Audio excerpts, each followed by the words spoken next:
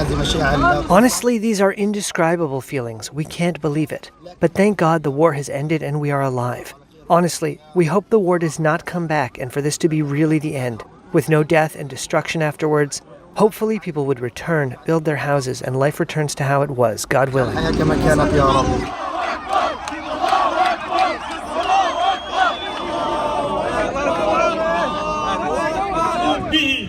خدمة للقضية الفلسطينية قطاع غزة اسمحوا لنا من الله أن تبقى هذه الحالة.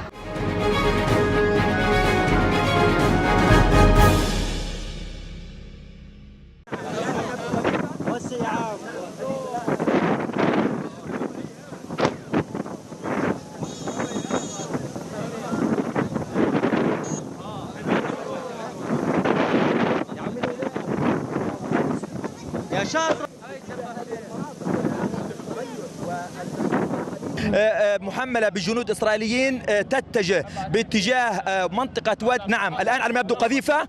نعم قذيفة الآن على الهواء مباشرة. نرجو أن تتوقوا الحذر ونذكر بأن المكتب الإعلامي الحكومي هذه قذيفة مباشرة من الآلية الإسرائيلية. نذكر أشرف بأن المكتب الإعلامي الحكومي طلب من المواطنين عدم التوجه نحو شارعي أو من خلال شارعي الرشيد وصلاح الدين نحو مدينة غزة. إيش اللي بيصير؟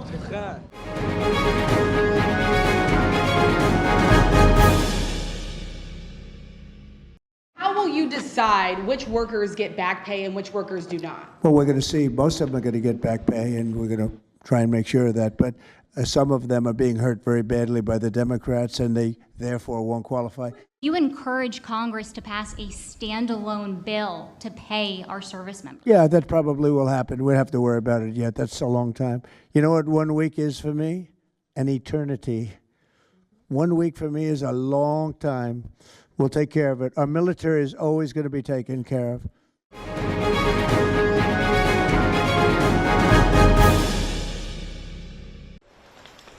French President Emmanuel Macron's office said late Wednesday that he will appoint a new prime minister in the next 48 hours and that most lawmakers were against a snap election, amid France's worst political crisis in decades.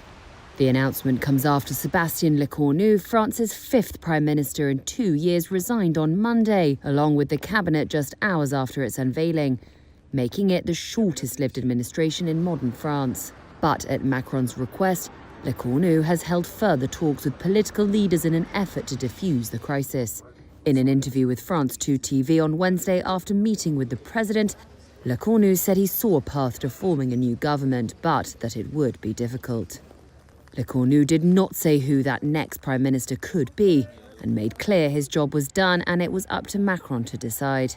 Lecornu resigned after the opposition, but also some allies, threatened to vote him out, in a sign of the deep instability hitting France. No group or party holds a majority in parliament, and lawmakers have struggled to reach compromises on major issues, including fixing the country's ailing finances.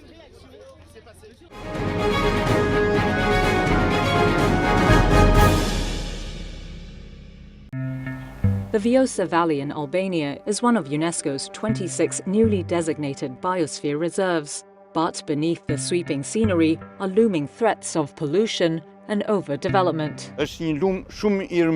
It is a very fast-flowing river, but it needs to be maintained and cleaned, because wastewater is discharged into it in every city. The valley is one of the last uninterrupted waterways in Europe. It follows the Vjosa River from northern Greece to Albania's Adriatic coast and is home to threatened birds and rare plant species. But rubbish blows over from an open landfill nearby, while pipes pump sewage right into the water. According to the UN's Heritage Center, the new designation is part of an initiative to, quote, safeguard some of the planet's richest and most fragile ecosystems. It's a boon for the small Balkan country where nature tourism has skyrocketed in recent years. For Besiana Guri, though, developmental pressure on the river area is a concern. She points to a pipeline being built to divert water to the coastline for tourism. It's risking to take the main source of life, not only for fish and for biodiversity, but also for more than 30 villages that live and rely on the water. Guri is from the environmental NGO Lumi, or River in Albanian. She questions the UNESCO designation, suggesting it also sidelines the need to resolve environmental issues. We also risk to get over-promotion and bring more and more tourists coming to visit and more development, more construction in the area, and really not solving the pressures or the issues that need to be solved. UNESCO did not respond to Reuters' requests for comment. It has previously said it would follow rigorous criteria before granting Vjosa biosphere reserve status. Albania's Environment Minister, Sofjan Hopaj, who keeps a copy of the UNESCO certificate in his office, acknowledged the problems. He told Reuters in an interview that his ministry plans to spend some $175 million to treat sewage water and close landfills. Waste management hotspots and landfills that have been illegal since the fall of communism are part of the programs I mentioned and are planned to be closed by 2027. For many, though, the damage is already done. Local shepherd Agron Zia says he used to swim in the river all summer. It's a pity, he says. Times when children would go for a swim in the river are long gone and forgotten.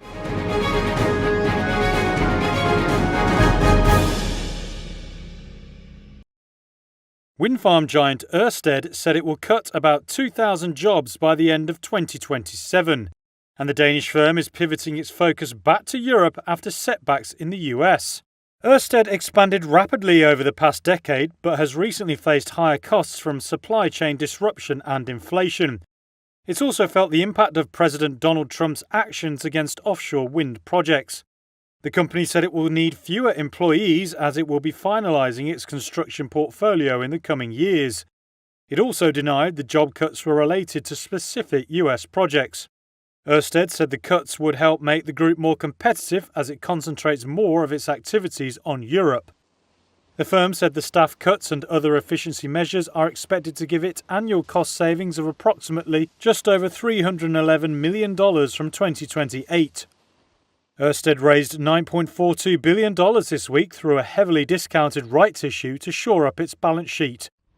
It comes after challenges in the US where Trump's opposition to renewable energy has created uncertainty for the industry.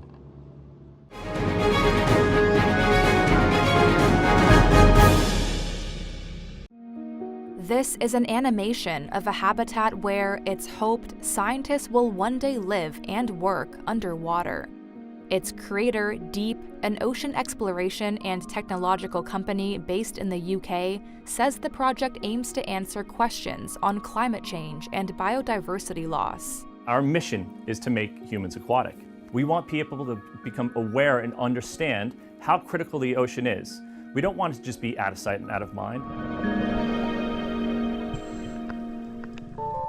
A 3D printer in West England is bringing Deep's habitat called Vanguard to life.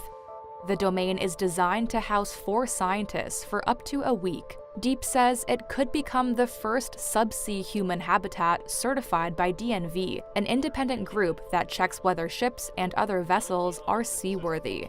Vanguard is also at the forefront of Deep's $100 million expansion into the United States, and a pathway to the company's star project, the Sentinel. That habitat would house scientists for up to 28 days at a time, at depths of up to 200 meters, says Deep board member Sean Walpert. Now, it's not going to be 4 seasons, but it's something where we want researchers to want to go back and live there. So they're large. So they're 20 meters in length. They're 6 meters in diameter. It's split level. You have your accommodations on top. You've got your dry labs or your wet labs. Both Vanguard and Sentinel feature an opening in the floor called a moon pool, which Walpert says creates connectivity with the seabed. What allows you to use that moon pool is what we call ambient. Same pressure on the outside, same pressure on the inside.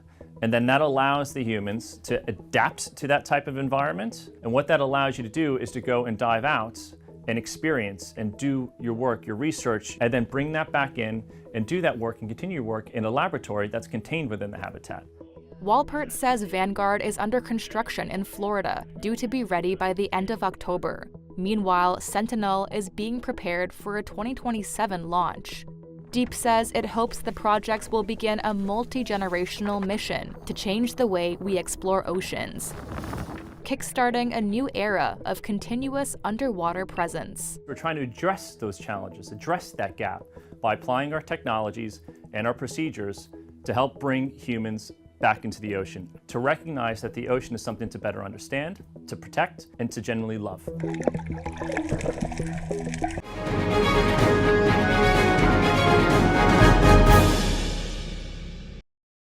A storm is brewing in Canada over the fate of 30 beluga whales. The Marineland theme park, which closed to visitors last year, says it may have to euthanize the animals if it doesn't get emergency government funding for feed. But on Monday, the Fisheries Ministry refused to provide more money. Canada's Fisheries and Oceans Department also recently denied Marineland a permit to send the whales to an aquarium in China. A very difficult decision. The New York Times quoted Fisheries Minister Joanne Thompson as saying the government wasn't responsible for Marineland's expenses.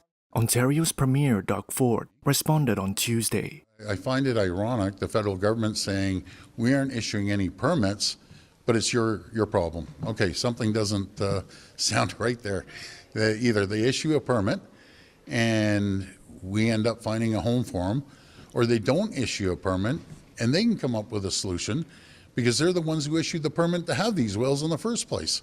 And that's unacceptable. Animal rights groups suggest moving the whales to a sanctuary, such as one in Nova Scotia. However, experts warn that this could be costly for taxpayers and take time. Marineland was once a major attraction, with millions of visitors and one of the world's largest captive whale populations. But it has also faced criticism for keeping animals in poor conditions.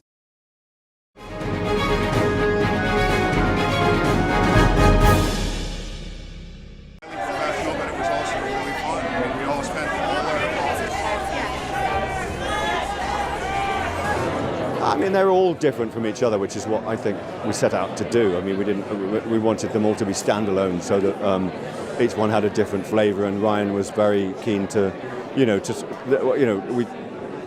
storyline of this one we talked about actually the night after the LFF last time we were here for Glass Onion. And he talked about it having religious themes and faith themes, and I said, go ahead, write it. It's great, sounds great. Concrete box. And 30 seconds later, that man is lying dead.